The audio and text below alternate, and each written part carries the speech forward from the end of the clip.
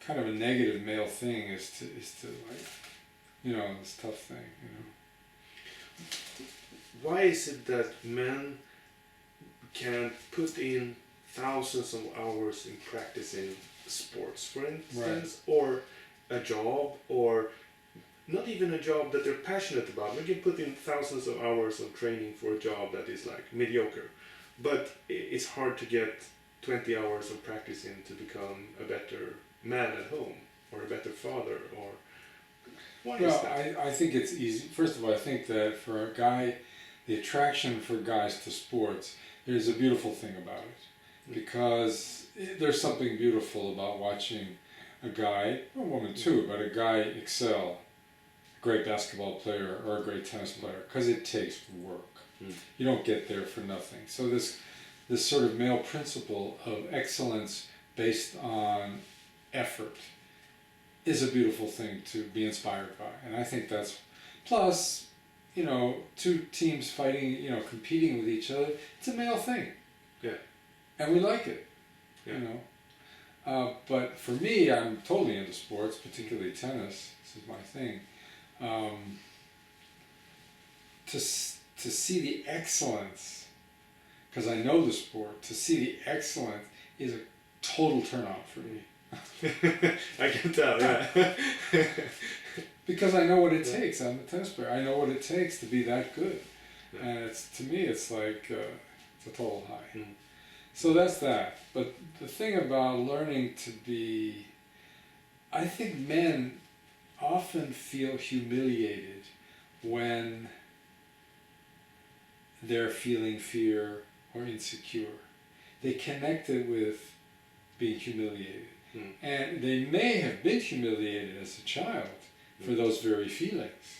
So there is, you know, men have a tendency, I think, that when they're disturbed, they either react out or they shut down, or both, instead of sharing. Men are not naturally big sharers. I shut down. Yeah. Most of us do. We shut down. That's just our conditioning. But later, if you have some tools and you realize, actually, I'd like connection. I don't want to hang out here and shut down. This is not helping anything. So yeah, maybe automatically we go there. But I think the more evolved man then can come out and say what's going on. Now, assuming, of course, there's a lot of conditions. Assuming he knows how to do it, he's not blaming, and assuming he's not going to be attacked by his woman. So I think there's a give and take on both sides, you know.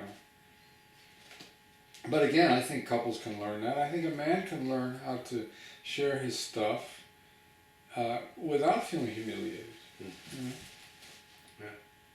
Isn't it a trick to get a guy, some ordinary bloke, to just take the first step towards this? Just open up the first time? Yeah, and it's tough. Yeah. It's not easy because of his pride. Yeah. I just had an experience in a group this week of a guy who did not want to open his feelings and put out a lot of rage because he's much more comfortable with control and rage, and he couldn't get past it because of his pride. And okay, I mean, that's just where he's at, and I just left it that way because hopefully with time he'll see that pride gets him isolation. It's not going to get him love. So maybe there's, you know, love is a bigger motivator than pride. But men are proud. You know, we're just naturally proud.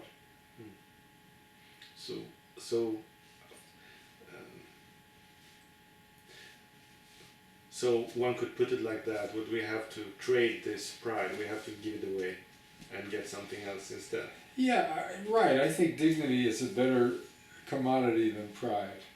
Real dignity, real integrity. And I think there's a lot of integrity of, let's say you've had a fight with a guy and you feel like, nah, I'm not going to open to him or her, but with guys it's a big thing. Guys, you know. Yeah. So you go, okay, I'm going to take the first step. Yeah. You go, you know, I'd really like a connection, and I am pissed at you, but honestly, I don't want to stay pissed. Let's see if we can talk this out.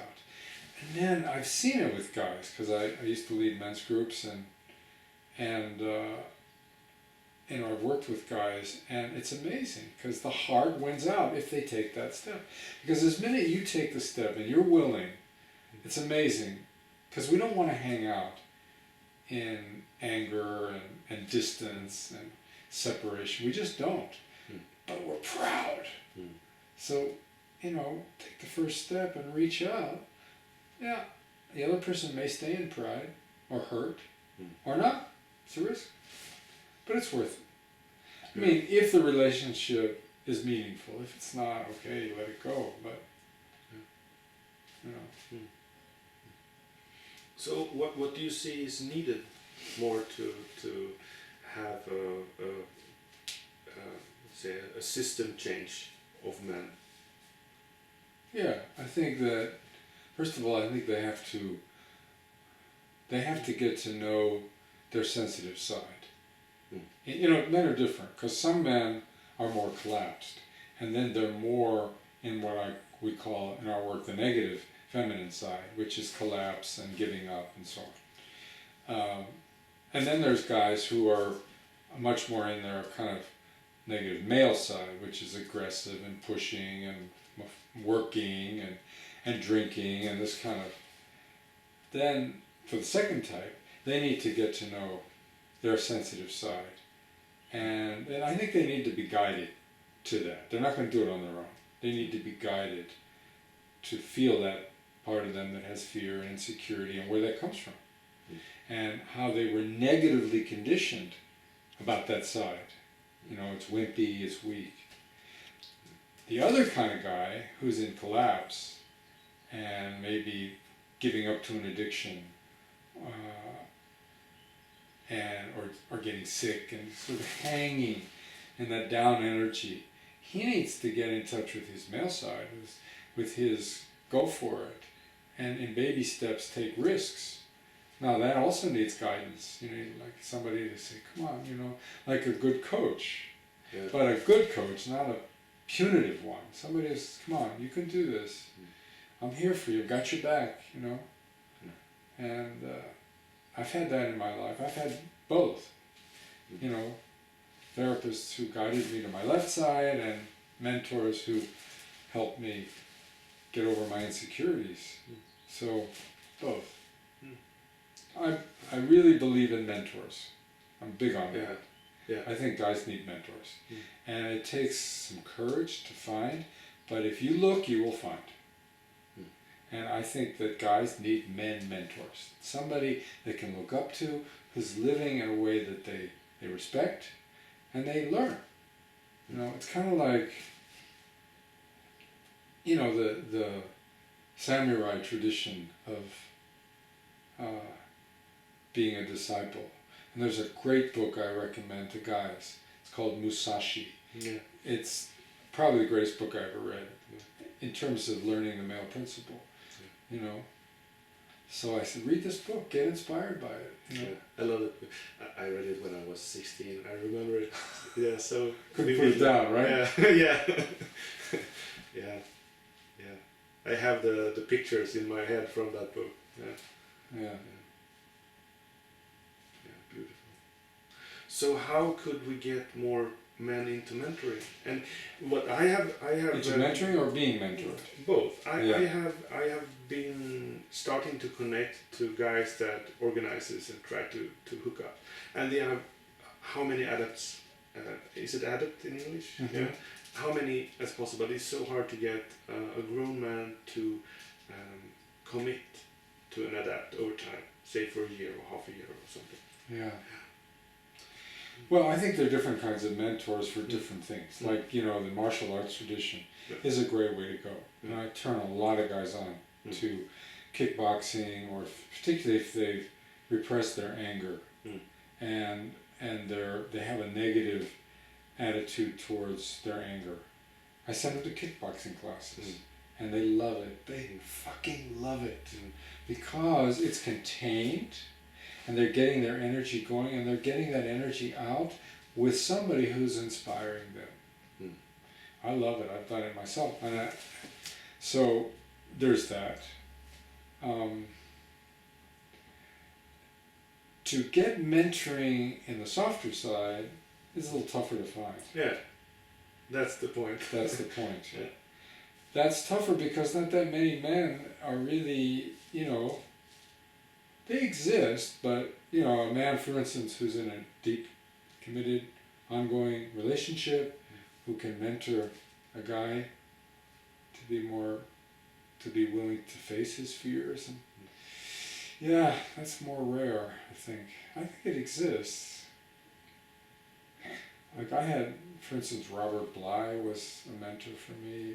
And I felt like he was giving both sides, and other guys. I mean, also personal mentors who helped me with that. Yeah. Yeah. I mean, there are teachers, there are the books, you can buy the Right. videos, and there are so many men that you can go to for wisdom. But I mean, the personal Is important. weekly or every once a month or something like that. But I can see a big use of older men to mentor younger men, Right. because younger men in society is lack of maleness in the schools and in the private homes. A lot of young boys are growing up with the father gone. So That's right. Yeah. so as a society, we need male presence in young men's life, I feel. Well, I mean, the other thing is meditation teachers, Mm. which it doesn't really specifically teach these two sides. That's true. But I think I had a meditation teacher, and in a way that guided me to my softer side because it's non-doing. Meditation is non-doing. So I was a big doer. And to have a teacher who was saying, sit on your ass and just stay there, that was a big deal. Because my ass did not want to stick. It wanted to move. Yeah. So I did it, and then I kind of got into it. So that's another way of getting mentored.